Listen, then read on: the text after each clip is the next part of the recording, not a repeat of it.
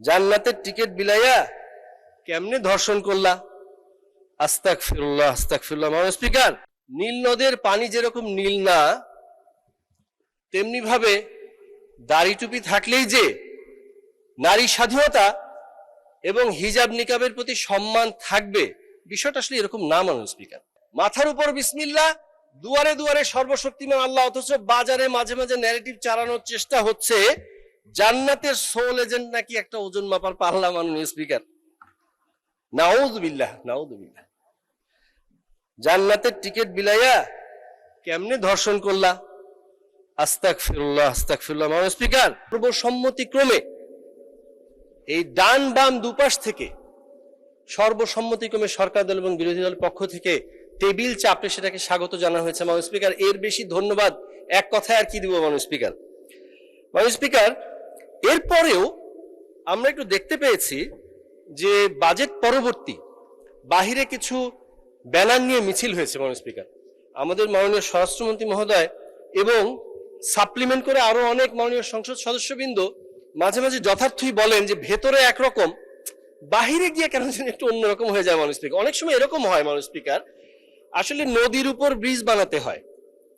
এখন আগেই যদি ব্রিজটা বানায় ফেলে তখন কি হয়? তখন শুকনো জায়গায় নিজে নদী কাটতে লেগে যায়, মানে অযাচিত ব্যাপার স্যাপার আর কি। এখন ব্যানার যদি আগেই বানিয়ে রেডি থাকে কেউ, এখন সেটা নিয়ে একটু ফটো সেশন না করলে কেমন হয়? এরকম হয়ে থাকতে পারে। মাননীয় স্পিকার, মাননীয় স্পিকার, আমি আরেকটা বিষয় একটু লক্ষণীয় ভাবে করতে চাই, যেটা হলো আমাদের মাননীয় প্রধানমন্ত্রীর নেতৃত্বে এই সংসদ চলছে।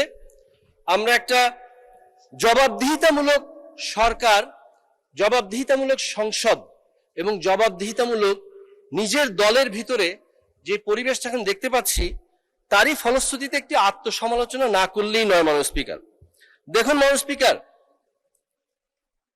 নীল নদের পানি যেরকম নীল না, তেমনি ভাবে দাড়ি টুপি থাকলেই যে নারী স্বাধীনতা এবং হিজাব নিকাবের প্রতি সম্মান থাকবে, বিষয়টা আসলে এরকম না। মাননীয় স্পিকার, এরকম বিষয়গুলো আসলে আমরা অবশ্যই এটা অ্যাড্রেস করতে চাই যে আমাদের সবার ব্যক্তি স্বাধীনতার বিষয়ে আমাদের সম্মান এবং শ্রদ্ধার ব্যাপারে অত্যন্ত সোচ্চার হওয়া উচিত। মাননীয় স্পিকার, এটা আমরা দুঃখের সাথেই বলছি।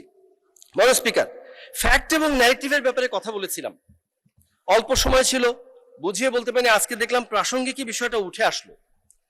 আপনার মাথার উপরে বিসমিল্লাহির রহমানির রহিম, দুয়ারে দুয়ারে সর্বশক্তিমান আল্লাহ।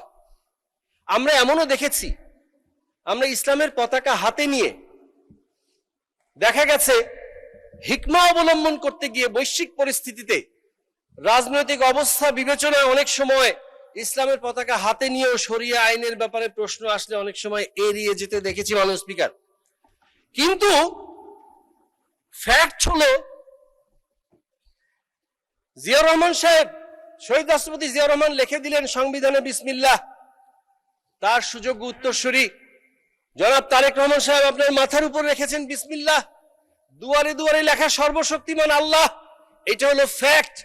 এই বৈশ্বিক পরিস্থিতিতে, এই অবস্থায়ও হিকমা অবলম্বন করার প্রয়োজন পড়ে নাই। মাননীয় স্পিকার, এটাই ফ্যাক্ট। মাথার উপর বিসমিল্লাহ, দুয়ারে দুয়ারে সর্বশক্তিমান আল্লাহ, অথচ বাজারে মাঝে মাঝে ন্যারেটিভ চালানোর চেষ্টা হচ্ছে জান্নাতের সোল এজেন্ট নাকি একটা ওজন মাপার পাল্লা। মাননীয় স্পিকার, নাউযুবিল্লাহ নাউযুবিল্লাহ। জান্নাতের টিকিট বিলাইয়া কেমনে ধর্ষণ করলা?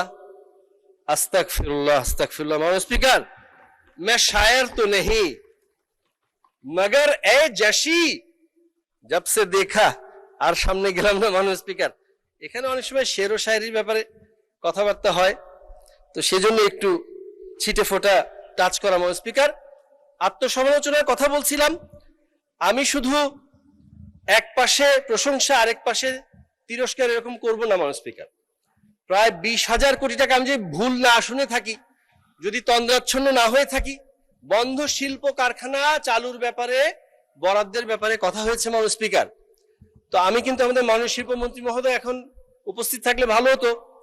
মাঝে মাঝেই যখন আমার রংপুর সুগার মিলসটা পুনরায় চালুর ব্যাপারে কতটুকু কি অবস্থা হলো, এটা যখন কথা বলি, আমার শ্বশুরবাড়ির এলাকার এমপি সাহেব এবং মাননীয় মন্ত্রী তিনি ডাগর ডাগর চোখে ঠান্ডা ভাবে আমার দিকে তাকিয়ে থাকেন। আরেকদিন বলেছিলাম ইতা খিতা খরে বাবা, এই টাইপের একটা কোশ্চেন আর কি ওনার চোখে আমি দেখতে পাই। কিন্তু মাননীয় স্পিকার, এই মৌনতাকে আমি সম্মতির লক্ষণ ধরে নিচ্ছি। এটা করতেই হবে, কারণ এতগুলো টাকা থাকতে মাত্র 100 কোটি টাকারও নিচের বাজেট দিয়েই এই সুগার মিলটি সফলভাবে পুনরায় চালু করা এবং লাভজনক করা সম্ভব। মাননীয় স্পিকার, অনুমোদিত আমাদের গাইবান্ধা ইপিজেড সেটার ব্যাপারে বাস্তবায়ন প্রক্রিয়া কবে শুরু হবে এবং অ্যাকুইজিশন কবে শুরু হবে সেই ব্যাপারেও আমরা ছেড়ে কথা বলবো না মাননীয় স্পিকার, যতই সরকার দলের হয়ে থাকি। যেহেতু বাজেট হয়েছে আমাদের অ্যালোকেশন দিতেই হবে ইনশাআল্লাহ। মাননীয় স্পিকার, ওয়াজিরে খামখা একজন ছিল, তার সাথে টকশো করতে গিয়ে শুনলাম 8,32,000 কোটি টাকার বাজেট নাকি ছায়া বাজেট করেছেন তারা। বলছিলেন 9,38,000 কোটি টাকা এত বাজেট হয়ে গেল, 5 লক্ষ কোটি টাকা ছিল আসলে বাস্তবিক বাজেট। তো আমি প্রশ্ন করলাম যে 5 লক্ষ কোটি টাকা যদি বাস্তবিক হয়ে থাকে, তাহলে আপনি মিস্টার ওয়াজিরে খামখা 8,32,000 কেন করলেন? আপনি 5 লক্ষ করলেই পারতেন। তো ছায়া বাজেটটা কিভাবে প্রণয়ন করবেন একটু যদি দিতেন তাহলে বোঝা যেত আর কি কি অবস্থা। মাননীয় স্পিকার, বাজেটে চানাচুরের পুষ্টিগুণ জানা সম্পর্কে একটা যদি কমিটি করার জন্য বরাদ্দ রাখা হতো তাহলে খুব ভালো হতো। চানাচুরের ডিব্বা না, চানাচুরের পুষ্টিগুণ। আমি দেখলাম যে নর্মাল গুগলেই যদি আমরা একটু সার্চ করে থাকি তাহলেই পেয়ে যাচ্ছি চানাচুরের কিছু পুষ্টিগুণ আছে। মাননীয় স্পিকার, যে কেউ খুঁজলে পাবে ক্যালোরি প্রায় 500 থেকে 550 কিলো ক্যালোরি, ফ্যাট আছে 35 গ্রাম, প্রোটিন 10 গ্রাম, ফাইবার 5 গ্রাম, সোডিয়াম 800 মিলিগ্রাম প্রতি 100 গ্রাম চানাচুরের মধ্যে। মাননীয় স্পিকার, কেন বলছি জানেন?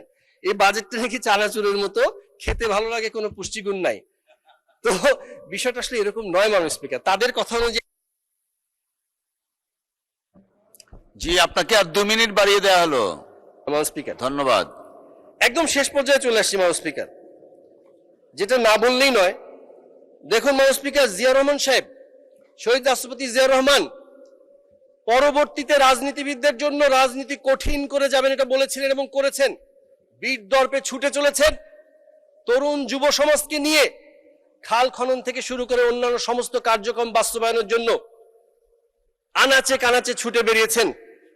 তেমনি ভাবে আমিও মাননীয় প্রধানমন্ত্রীর এই ছুটে বেড়ানো আমাদেরকে সাথে নিয়ে এই কর্মকাণ্ডে উদ্বুদ্ধ হয়ে আমি আজকে সকল সংসদ সদস্যের জন্য একটা বিষয় একটু কঠিন করে দিচ্ছে মাননীয় স্পিকার। আমাদের 32 গাইবান্ধা 4 গোবিন্দগঞ্জ আসনে মাননীয় স্পিকার আমরা একটা ভলান্টারি বাজেট দিচ্ছি, স্বেচ্ছাশ্রমের বাজেট দিচ্ছি। এই বাজেটের সাথে 2টা খাল খনন প্রকল্প হয়েছে, সফলভাবে চলছে। এই 2টা খাল খনন প্রকল্প শেষ হওয়ার পরে আমাদের গোবিন্দগঞ্জের আপামর জনসাধারণ, বাংলাদেশ জাতীয়তাবাদী দল বিএনপি এবং অঙ্গ সহযোগী সংগঠনের সব নেতৃবৃন্দ এবং নেতাকর্মীকে সাথে নিয়ে আমরা প্রায় 1 কিলোমিটার একটা দীর্ঘ খাল কোনো বরাদ্দ না নিয়ে স্বেচ্ছাশ্রমের মাধ্যমে আমরা সেটা বাস্তবায়ন করবো ইনশাআল্লাহ। পরবর্তীতে